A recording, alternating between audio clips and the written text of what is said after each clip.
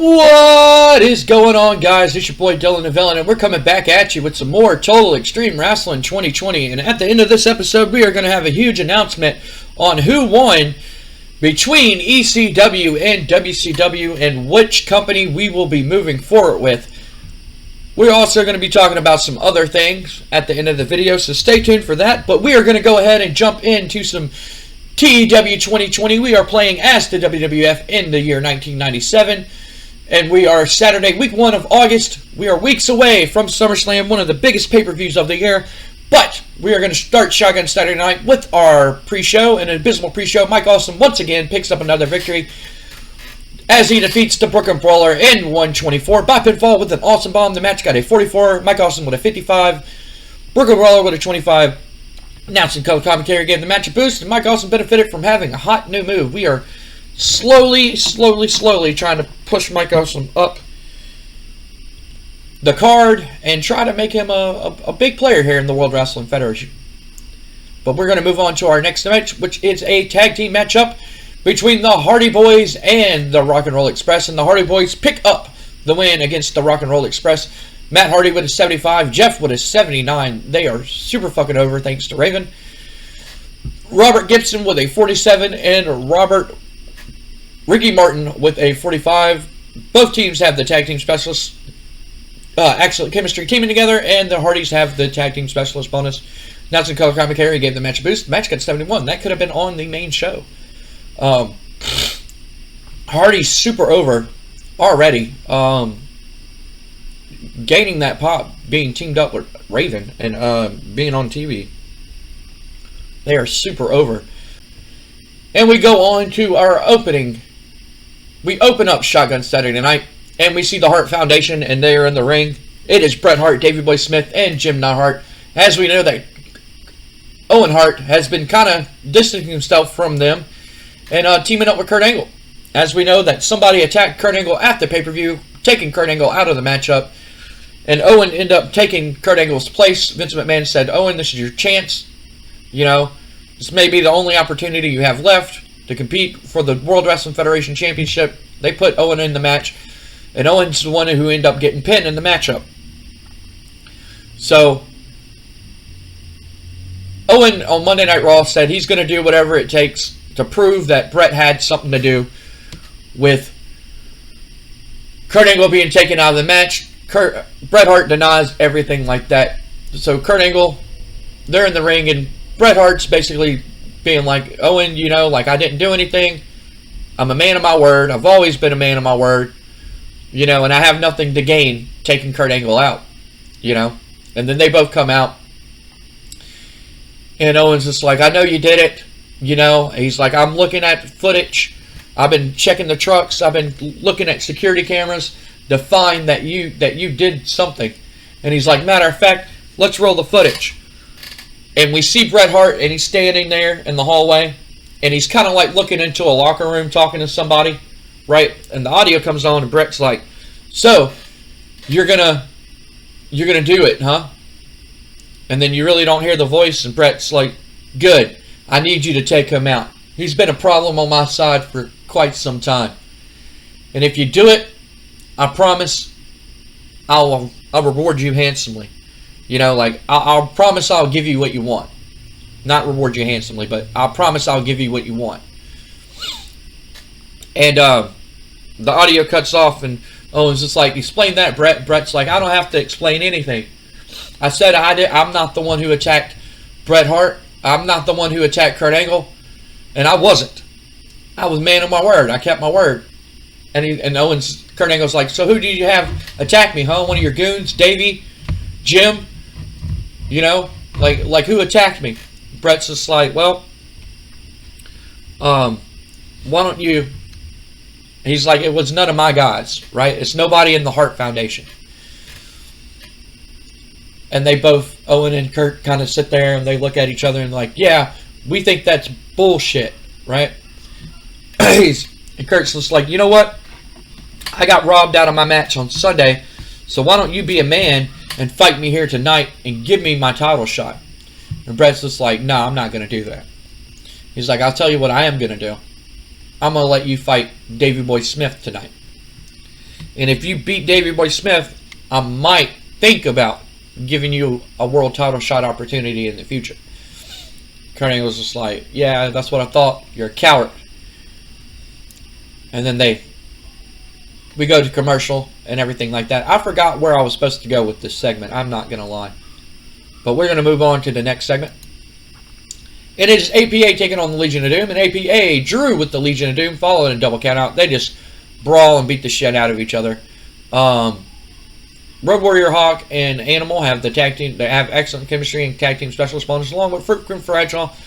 Farouk with a 77, along with Road Warrior Hawk with a 77, Animal with a 70, and Farouk Bradshaw with a 49. He's slowly gaining pop. Match got a 64. Not a bad match, but they just continue to beat the shit out of each other in the match. It's just a wild brawl. Nobody really won this contest, so we're going to have to see where that goes. In this segment here, we see Vince McMahon, Shane McMahon, and Stephanie McMahon in the office, and Stephanie's there, and she's pleading. She's like, "Dad, I don't know what you have against him. You know, like, he treats me well. He's good to me. He's nice to me. He treats me like a woman. Like, I don't understand why you don't like him." And Vince is just like, "I don't like him because he's trying. It's a wrestler trying to date my little girl. My little girl shouldn't be dating a professional wrestler. They should be dating a rich aristocrat from Connecticut, and you know, and they should be. She should be wine and dine, not all that." And she's just like, "Well, The Rock does wine and dine me, Dad. He treats me nice, and you know, I'm in love with him, and I want to be with him." Chris Jericho comes in and he goes, "Oh, you make me sick." And Vince kind of looks at him, and he goes, "I'm sorry, Vince. I just can't take it anymore." He goes, "Stephanie, you're a young lady, and I know that you just don't know a real man when you see one, and I'm the realest man in the World Wrestling Federation, and your dad wants you to date somebody who's world class. Well, you're looking at him, right?" Vince is just like, "Yeah, why don't you go out with Jericho?" And Stephanie's just like, "Oh no," you know, like she's rolling her eyes and everything like that.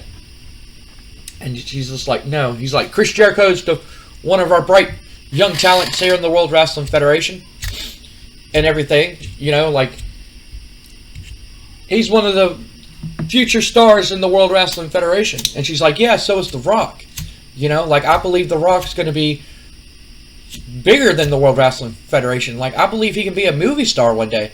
And Vince laughs and goes, "Ha ha ha, yeah, a movie star. Yeah, okay, whatever. The Rock being a famous movie star. Yeah, okay, whatever." And Vince and Shane laugh and be like, "Oh my God, like, listen to her. She's so caught up in his hype." And Jericho's standing there and he's laughing too.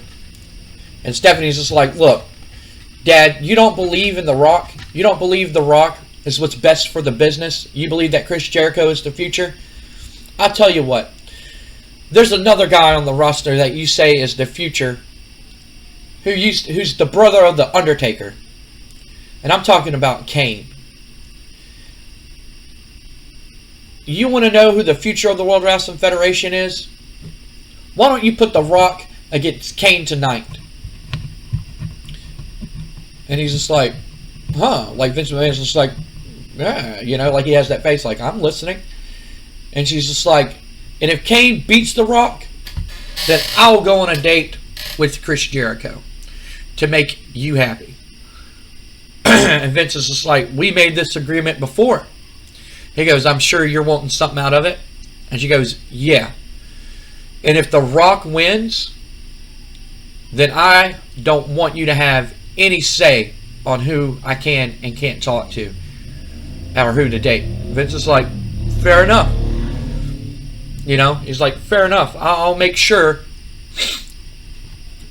You know, fair enough. I'll take your bill." So tonight we will also see The Rock versus Kane. In this matchup, we have a triple threat matchup, putting our showcasing some of our light heavyweights in a bout that had great wrestling and good heat. Rey Mysterio defeats Dean Malenko and Ultimo Dragon when Rey Mysterio pins Ultimo Dragon. Dean Malenko still has not been pinned. He has an 81 and Rey Mysterio with an 84. Ultimo with a 76. Man, they're doing good, bro. They're doing really good. This advances the storyline. The match got an 82. Not bad match, man. That's a pay-per-view level matchup right there. That's good shit. After that, Jim Cornette says it doesn't matter who won this triple threat because come SummerSlam, Rob Van Dam is going to walk out the WWF Light Heavyweight Champion. It don't matter. It don't matter if it's Rey Mysterio, Dean Malenko, or Ultimo Dragon. He's like, it don't matter if it's a fatal four-way. He's just like, whoever they put Rob Van Dam against, Rob Van Dam's going to beat him. Believe that. Segment got a 95. We're going to move on to the next segment. It is the promo with The Rock and Michael Cole. Michael Cole's just like, tonight we found out that you will be facing Kane with all these stipulations. Basically saying if you win, then Stephanie McMahon pretty much gets to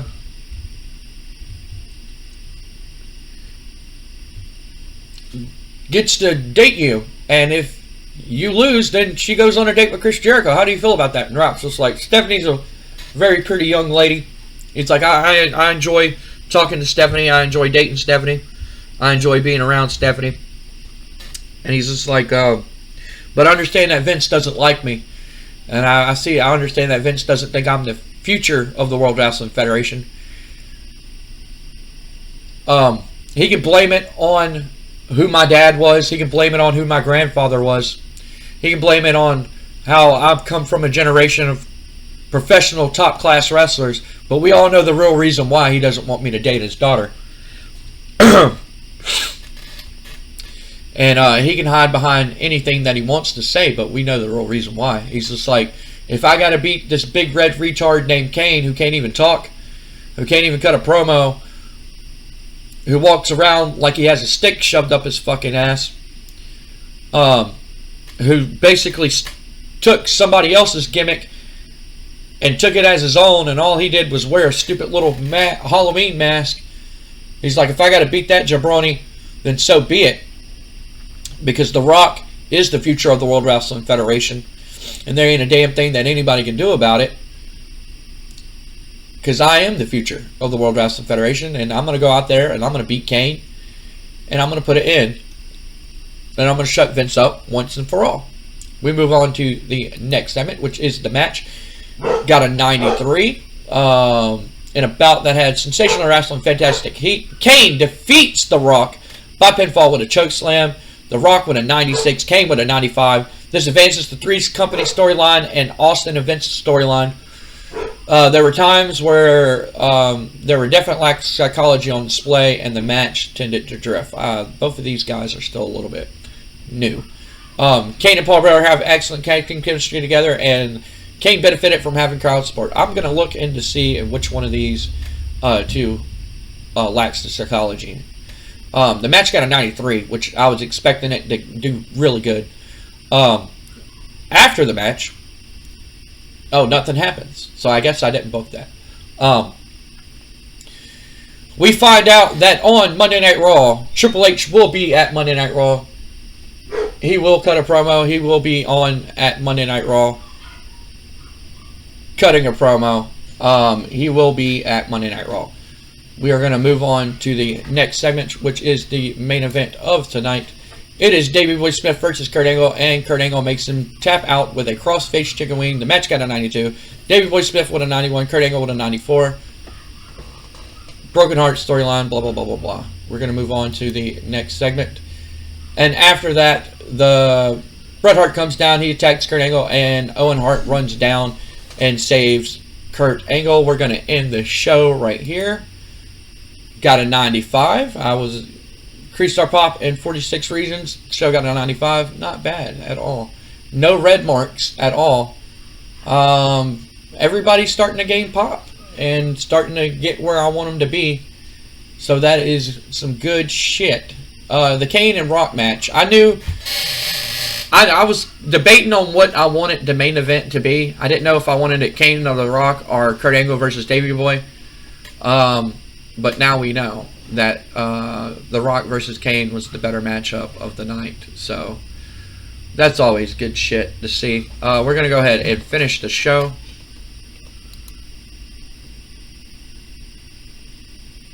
ECW had a pay-per-view. Looked like they had a pay-per-view or a TV. We'll find out.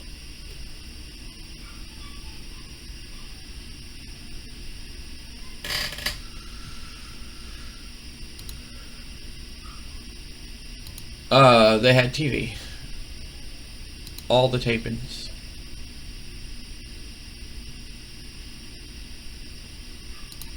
Not bad. They do, like, the AI just books some weird stuff, man, sometimes. Like, you look at it and you're just like, man, this is some weird stuff. I guess Sabu's the world champion now. Alright, we're going to go ahead and save that here. Thank y'all for watching, guys. Thank y'all for liking the video, for those of y'all like the video. Thank you for leaving a comment down below. It helps out the channel a lot. Leaving a like, leaving a comment down below. It helps us out a ton. Gets more eyes on the channel. And once again, it helps us out so much, like you don't even know. Thank y'all for watching. Thank y'all for liking all that stuff. I hope y'all are enjoying it. Oh, big announcements. Yes, I said it at the start of the episode. Big announcements. So we are going to be moving forward with ECW. ECW won the fan poll. Not by much. They won it by like 2 votes. Not by much, but ECW won over WCW. So we will be moving forward with ECW. Not saying that I won't do some type of WCW save in the future, but as of now, we are going to be moving forward with ECW. Which, not trying to say that's the one I wanted to win, but I'm going to have fun booking that. I tell you what, we're going to be having a lot of fun booking that moving forward. I have some awesome ideas moving forward with ECW and everything of that matter. What else do we have to announce? That's it. I think that's about it. Thank y'all for watching, guys. And like always, my name's Dylan the Villain, and I'm here with my good friend Sky Wutai. And like we always say, guys, if you can't play with each other, play with yourself. See y'all on the next one.